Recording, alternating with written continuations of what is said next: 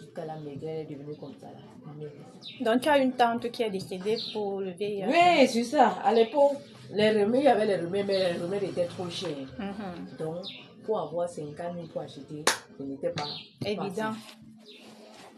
Quand elle est morte, sa soeur, la petite soeur, elle a eu ça. Elle est tombée malade. À chaque fois, elle venait chez nous. Mais une semaine, 2 semaines, on ne la voit pas. Mais c'est moi qui te pose la question, je me demande rien. Mais je ne vois pas Monique ici, là. Elle est où? Je ne la vois pas. Chaque fois, je ne la vois. Même quand on vient boire au bar, là, je ne la vois plus. On ne savait pas dans la famille qu'elle était porteuse de virus. Non, elle-même, elle ne savait pas, elle ne connaissait rien. Ok.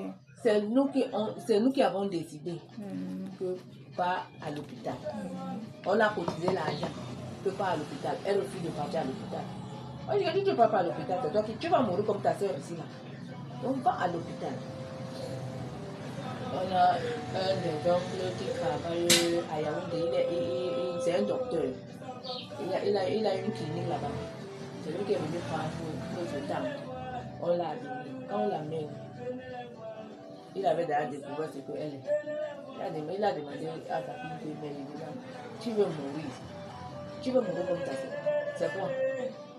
Donc tu penses que comme tu as eu ça, la vie est finie. La vie n'est pas finie. La vie continue.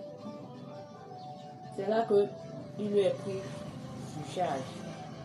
Elle a commencé le traitement. On l'a mis sur antirétroviraux. Oui, elle payait chaque mois, elle payait 50 000. Parce qu'à l'époque, on ne donnait pas ça comme on donne ça gratuit. Et c'était rare.